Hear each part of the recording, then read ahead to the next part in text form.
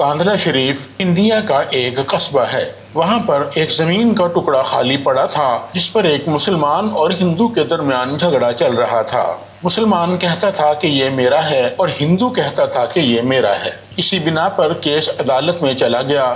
انگریز کا دور تھا اور جج بھی ایک انگریز ہی تھا۔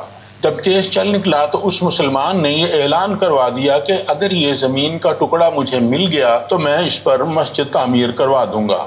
دوسری جانب ہندو نے بھی بادلِ نخواستہ یہ اعلان کر دیا کہ اگر زمین کا یہ ٹکڑا مجھے مل گیا تو میں اس پر مندر بنوا دوں گا۔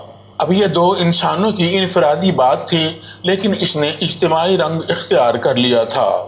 صورتحال یہ بنی کہ ایک طرف مسلمان جمع ہو گئے اور دوسری طرف ہندوؤں کا اکٹھ ہو گیا۔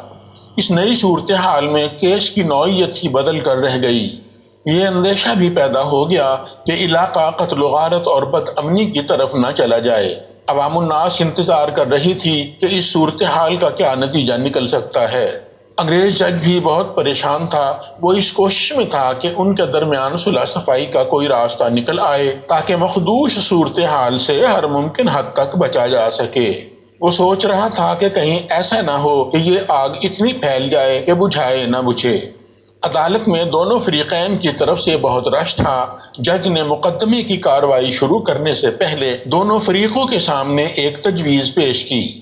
جج نے کہا کہ میں چاہتا ہوں کہ دونوں اپنے اپنے نمائندوں کے ذریعے آپس میں مذاکرات کر کے کسی طرح اس معاملے کو سلجھا لیں تاکہ کسی بھی ناگوار صورتحال سے بچا جا سکے۔ جج کی یہ تجویز سن کر ہندوؤں نے کہا کہ ہم ایک ایسے شخص کا نام آپ کو بتائیں گے جس پر ہمیں اعتماد ہے، لیکن ہم اس شخص کا نام آپ کو تنہائی میں بتائیں گے۔ آپ اگلی پیشی پر اس شخص کو بلا کر اس سے تنہائی میں پوچھ لیجئے گا۔ اگر یہ شخص کہے کہ یہ زمین مسلمانوں کی ہے تو آپ یہ زمین مسلمانوں کو دے دیجئے گا۔ اگر وہ شخص کہے کہ یہ زمین ہندوؤں کی ہے تو آپ زمین کا یہ ٹکڑا ہمیں یعنی ہندوؤں کو دے دینا۔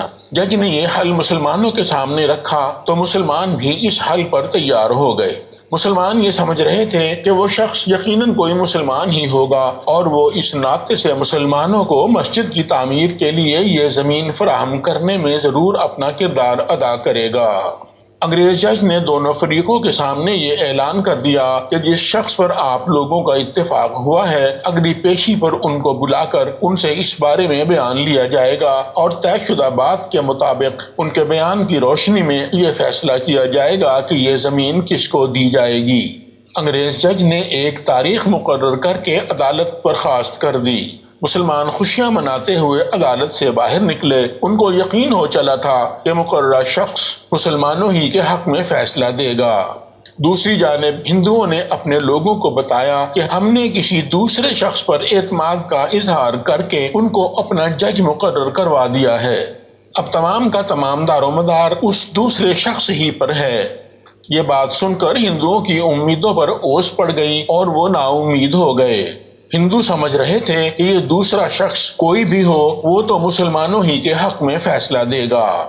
مقررہ تاریخ آن پہنچی۔ انگریز جج اپنی کرسی پر براجمان ہو گیا۔ کمرہ عدالت لوگوں سے کھچا کھچ بھرا ہوا تھا۔ سب کو انتظار تھا کہ وہ کون سی شخصیت ہے جس کے ہاتھ میں آج کے اس مقدمے کا فیصلہ ہے۔ کمرہ عدالت میں اچانک انگریز جج کی آواز گونجی اور عدالت میں خاموشی چھا گئی۔ انگریز جج نے مقررہ شخصیت کا نام پکارا تو مفتی الہی بخش کاندھلوی رحمت اللہ علیہ سب کے سامنے آ گئے۔ مفتی الہی بخش کاندھلوی رحمت اللہ علیہ حضرت شاہ عبدالعزیز رحمت اللہ علیہ کے شاگردوں میں سے تھے۔ مفتی صاحب نے بہت سیدھی سادی زندگی گزاری تھی اور اللہ تعالیٰ نے ان کو نیک نامی کے سرمایہ سے مالا مال کر رکھا تھا۔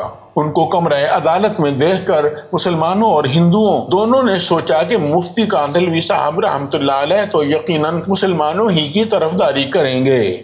انگریز جج نے مفتی کاندھلوی صاحب رحمت اللہ علیہ سے پوچھا، مفتی صاحب یہ زمین کا ٹکڑا کس کی ملکیت ہے؟ مفتی صاحب اس معاملے کی حقیقت سے اچھی طرح واقف تھے۔ انہوں نے بلا تعمل کہا کہ زمین کا یہ ٹکڑا ہندو کا ہے۔ انگریز جج نے مفتی صاحب سے مزید پوچھا کہ کیا ہندو اس قطع زمین پر مندر تعمیر کر سکتے ہیں؟ مفتی صاحب نے فرمایا یہ زمین ایک ہندو شخص کی ملکیت ہے، وہ اس پر جو چاہے تعمیر کر سکتا ہے، یہ ان کے اپنے اختیار کی بات ہے۔ مفتی صاحب کی گواہی پر انگریز جج نے اپنا فیصلہ لکھا اور بہت خوب لکھا۔ انگریز جج نے لکھا کہ اگرچہ اس مقدمہ میں مسلمان ہار گئے ہیں لیکن اسلام جیت گیا ہے۔ انگریز جج کی یہ بات نہ جانے کتنی متاثر کن تھی کہ وہاں پر موجود ہندوؤں نے اسلام قبول کر لیا اور اس کے ساتھ یہ بھی اعلان کیا کہ اب اس زمین کے ٹکڑے پر مسجد ہی تعمیر کی جائے گی۔ حضرت مفتی الہی بخش کاندھلوی رحمۃ اللہ علیہ صاحب کے ایک سچ کے نتیجے میں دائرہ اسلام بھی وسیع ہوا اور ایک نئی مسجد کا اضافہ بھی ہوا۔ یہ واقعہ بکھرے موتی نامی کتاب سے لیا گیا ہے۔ فی امان اللہ۔